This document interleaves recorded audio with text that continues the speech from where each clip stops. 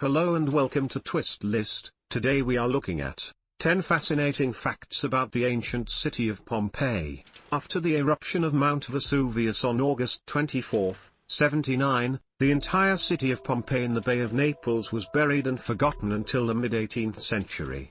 Today, Pompeii is one of the most iconic archaeological sites, and it holds a special place in the imagination of the general public. When the volcanic gas and ashes reached Pompeii and sealed its fate, the city was paused in time. When the site was rediscovered, its excellent state of preservation became apparent. In terms of volume of detailed archaeological data, no other site can rival Pompeii. This list contains 10 interesting facts about this rich site, which hopefully will allow the readers to recreate in their minds some fascinating details of this incredible ancient city. At number 10 we have brothels. Excavations at Pompeii have identified roughly 25 buildings where prostitution was practiced. The majority of these places were merely composed of a single room, but there is one building known as Lupana. Lupa in Latin means she-wolf and is the slang for prostitute, which was fairly big and highly organized. The Lupana has 2 levels with 5 rooms on each of them. Archaeologists believe that this building operated as a brothel from the beginning. The interior is decorated with erotic paintings which aimed to trigger the imagination of the customers. Based on the studies of the prostitutes' names preserved in graffiti, it is believed that they were slaves, most of them either Greek or Oriental.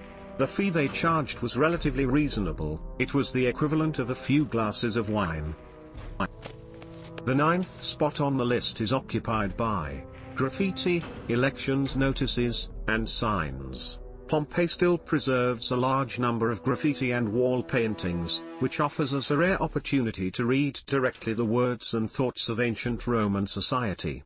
The nature of these inscriptions is wide, ranging from private messages to various communications such as election notices. Here are some examples. I don't care about your pregnancy, Salvilla, I despise it. Private message, if you're going to fight, get out. Written on a tavern wall, the gladiatorial troupe of Aulus Suicius Certus will fight at Pompeii on the 31st of May. There will be a hunt and awnings. Advertisement, wall, I am amazed you haven't fallen into ruins, since you bear the tedious scribbling of so many writers. Found at 4 different walls. Mietis, you suck well. Found at a brothel. There are also a number of elections notices, normally painted on walls at central locations and busy areas to maximize their exposure. Not all of these were favorable to the candidates. Bitter irony was practiced frequently. All the late drinkers ask you to elect Marcus Serenius Vatia as city magistrate. The petty thieves ask you to elect Vatia as city magistrate. Number 8 on our list is early occupations. Although Pompeii is identified as a Roman city, archaeologists have good reason to believe that the site was previously occupied by the Greeks. The oldest architectural remains of the city, dated to the 6th century BC, are fragments of a Greek Doric temple. This is consistent with the fact that during the 6th century BC, the coastal area where Pompeii is located had several Greek outposts settlements. Pompeii became part of the Roman world a few centuries later. There is evidence of earlier occupation as well, but as far the architectural remains go, the Greeks seem to be the first group who managed to erect buildings that are still identifiable today. The original settlers, whoever they were, did not realize that the land they were occupying had been formed by a previous eruption of Vesuvius. The impressive fertility of the soil was in fact the result of volcanic material deposited by the activity of Vesuvius. It would be interesting to know how many communities before Pompeii suffered the same violent fate. At number 7 we have Eruption Warning. Most of us have heard about the devastating eruption that buried Pompeii, but it is less known that Pompeii received some early warnings on the disaster that was about to come. In AD 62, Pompeii was badly damaged by an earthquake. Its inhabitants did not know the reason behind this, but we do. The shock was the result of a plume of magma moving up under Mount Vesuvius. During the years prior to the eruption, Pompeii was affected by minor earthquakes quite frequently. Vesuvius was about to wake up.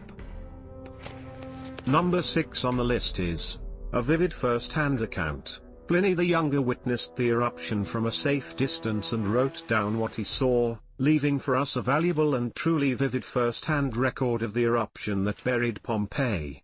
Pliny was staying at Misenum, a city located on the Bay of Naples on the opposite side of Pompeii. According to his account, strangely shaped clouds over the location of Pompeii drew his attention during the early morning of August 24, 79. Pliny described the cloud as a pine-looking umbrella with a long vertical trunk and a flat top. His account claims that he felt a number of earthquakes during the night. By dawn of August 25, he left the villa where he was living, in fear that it might collapse. He also saw the sea being sucked back from the shoreline as a result of another powerful earthquake, leaving sea creatures stranded on the dry sand. The waters returned to the shoreline after a while. Later on, the wind shifted and brought the volcanic cloud on top of Misenum and left the city in darkness. The fifth spot on the list is occupied by Eruption Strength. It is a well-known fact that the eruption of Mount Vesuvius that ruined the city of Pompeii had a cataclysmic force, but how strong was this force exactly? Questions like this are never easy to answer. The best we can do is come up with educated guesses. The best estimation in this case claims that the eruptions had a strength of 500 times that of the atomic bomb dropped on the city of Hiroshima. Mount Vesuvius' devastating power was considered proverbial by some people. Martial, an ancient Roman poet, wrote, "Everything round Vesuvius lies submerged in flames and mournful ashes, not even the gods above would wish to have so much power." Epigrams 4.44.728. Number 4 on the list is Casualties. The body count at Pompeii gives us a figure of 1,000 to 1,500 dead bodies. Since the earliest excavations were poorly recorded, this figure is not reliable. If we add the unrecorded bodies plus those bodies still to be discovered at the unexcavated areas of Pompeii, the number of estimated casualties rises to about 2,500. The number of people who fled during the eruption is impossible to know. That means that the estimated body count, although a revealing piece of information, has little or no use as establishing the total population of Pompeii. At the third place we have Eruption Aftermath. Some of the details on the sequence of events that followed the eruption are available to us thanks to recent geological research. After Mount Vesuvius woke up on August 24, 79, a thick cloud of volcanic ash moved toward Pompeii, depositing a coat of ash and debris on top of the streets and buildings. As the ashes and volcanic residues continued to fall over Pompeii, some of the buildings and structures started to fail. They began to collapse as the weight of the accumulated volcanic material became heavier and heavier. At this point, the layer of ash might have been about 2.8 meters, 9.2 feet, thick.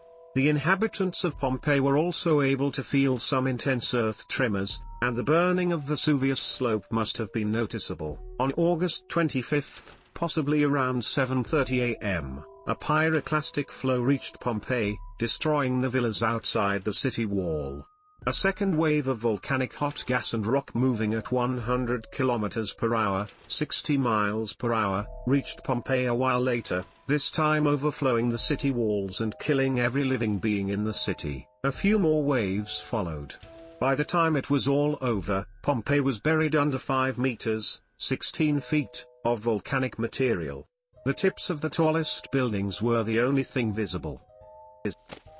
At the second spot is accidental rediscovery. Pompeii was rediscovered accidentally in 1594 during the digging of a water channel.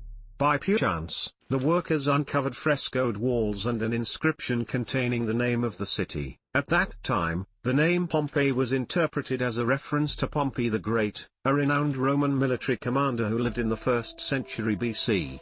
As a result of this error, the uncovered remains were initially misinterpreted as fragments of a large villa that, supposedly, belonged to Pompey the Great. And finally, at number 1, preserved plaster casts. When the Italian archaeologist Giuseppe Fiorelli took control of the excavations at Pompeii in 1863, He noticed the regular occurrence of occasional empty spaces in the layers of volcanic ash. The size and shape of these vacant areas were consistent with the size and shape of human bodies. It was then realized that the voids were the result of human bodies that had been decomposed, leaving behind a clue in the ashes. Fiorelli went one step further, and by 1870, he developed a technique that would allow him to retrieve the shape of the dead bodies by injecting plaster into the cavities. The voids acted as a mold, and the end product was a plaster cast that recreated the shape of the victims with astonishing accuracy.